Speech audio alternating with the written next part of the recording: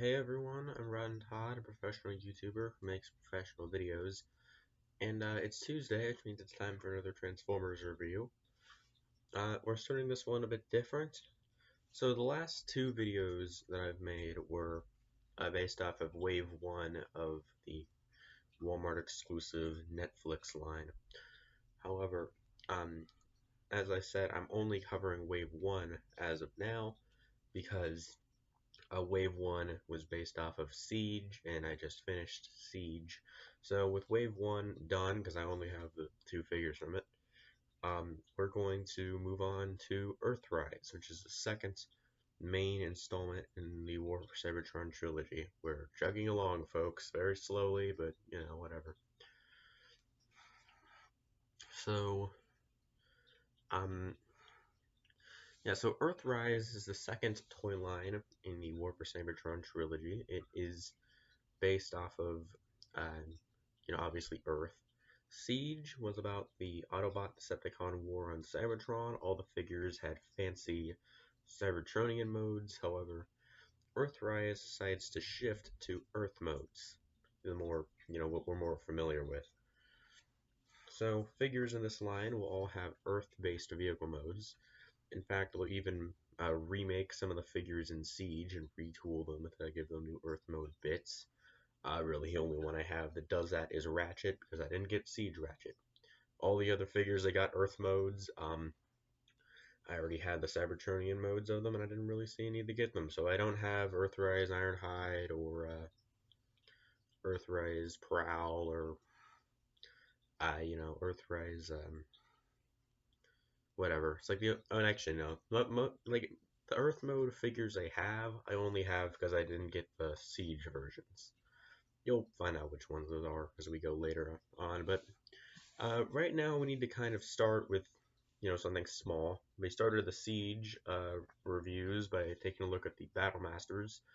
There are two Battle Masters released in Wave 1, one of which I'm going to be covering today, and the other of which was Smashdown, who was re-released in Earthrise, so I don't need to cover that one again. So, we'll start with the first Battle Master, and then we'll move on to the Micromasters, and then we'll just go in numerical order like we did with Siege, because the figures are all still numbered. So, I guess with that being said, let's move on to the figure I'm going to be reviewing today. So, this is WFC-E1 Soundbarrier. He was released in the Battlemaster size class as part of Wave 1 of the War for Cybertron Earthrise toy line. So, anyway, as always, we're going to start with the alternate mode. So, the Battle Masters in Siege all turn into weapons of some sort. Be that, like, guns, or there's a hammer, an axe, and a sword. But they all turn into weapons.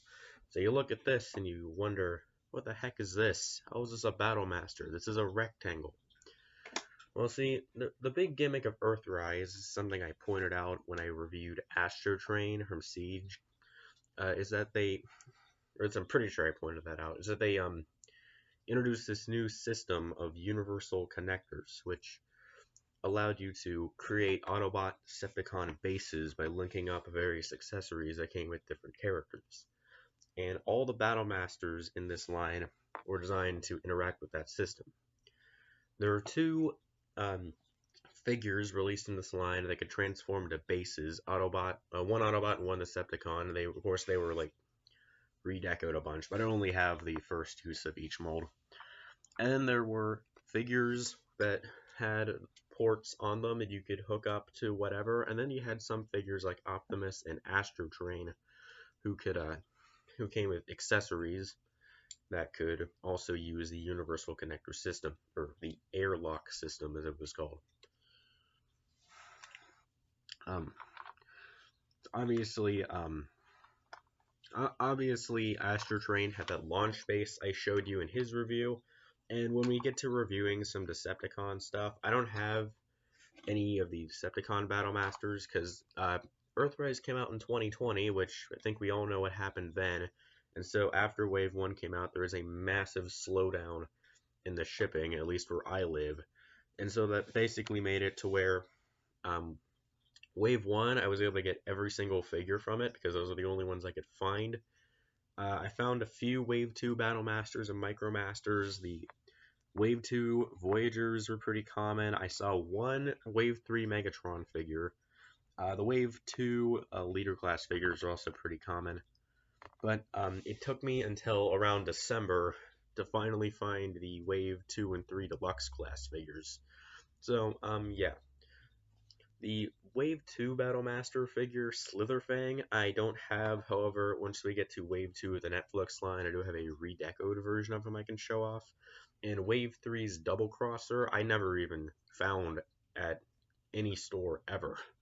So, yeah.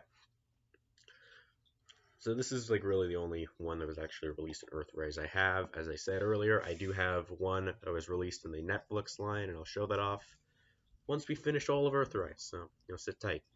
But yeah, what these guys are supposed to be are small little ramps that you can connect various base pieces with. There's a universal connector on either side, which, so I brought out Optimus Prime's trailer from Earthrise. We'll definitely get to that figure here in a while. But, you can pull down the door, and I store a bunch of spare accessories in this thing when I'm not using it. I have all the blast effect pieces from the Battle Masters from Siege, and the universal connector on the end of Prime's trailer, which you can then use to hook up Soundbarrier to the end, and then you can hook something else up to this other end to have, like, I don't know, it being linked with something. So that's cool. However, it wouldn't be a Battle Master without the without a blast effect piece, and they're still continuing that from Siege. It comes with this, which is this little explosion effect. It has three pegs on the ramp. You can mount it on either one of those, and it's supposed to kind of look like a little explosion, like it's like he's in ramp mode or he got hit with something or whatever.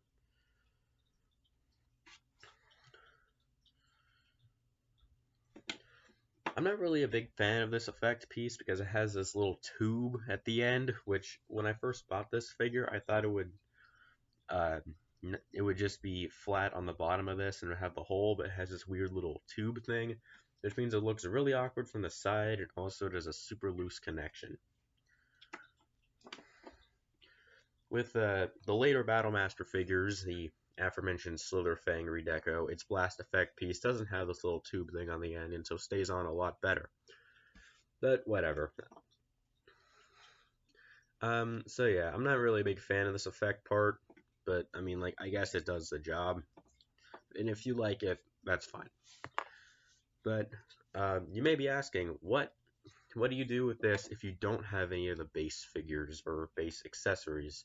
How are you going to use it in alternate mode then? Well, lucky for you, they did the exact same thing they did with Laserbeak and Ravage in Siege, and made it to where it has this little flip-out peg, so the marketing can officially call it a shield, even though we all know it's definitely not a shield. So let's bring out an Earthrise figure and demonstrate that. No Wheeljack here, just because Wheeljack's like the simplest one to take down off my shelf. So they continued on from Siege with having the holes everywhere, except, well, okay, they definitely had a lot less holes than the Siege figures have, but they still have them on like their arms and stuff. So you can just do this, and it's like a shield thing. And you can still put the little effect part on there. This is actually how I used to display my Wheeljack figure, but yeah, I kind of stopped doing that because it looks kind of stupid. I mean, like, yeah, whatever. I guess it does its job, but I don't know. At the same time, like, eh. I guess if you don't have, like, Ironworks or Optimus Prime's trailer or Hoist or something even, then this gets the job done. But, like, at the same time, I don't know. So anyway, Since this is a Battlemaster figure, he didn't come in a box, he came in a card, so I can't show that to you because it's completely decimated. So we will be skipping the packaging segment. However, with the robot mode, normally this is a type of situation where I'd cut away and then just cut to him in robot mode. However, this figure has a super simplistic transformation, so I don't even feel the need to cut away. That would be a waste of my time. So, transformation, bam. Okay, actually, it's a bit simpler than that. Or a bit more complicated. You have the arms kind of tab into the bottom, the legs separate, but you know, other than that, that's basically how you transform Soundbarrier. So here he is in his robot mode. It's pretty unimpressive.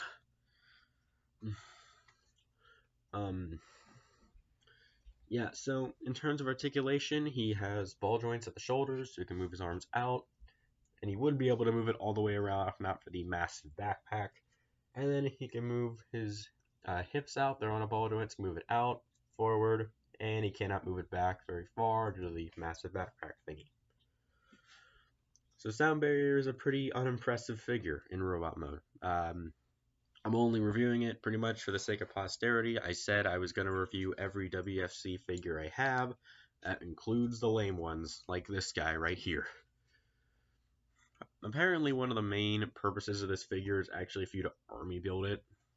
Like with Ironworks, you can army build them a whole bunch, I guess, just to have massive Autobot base setups. I don't know.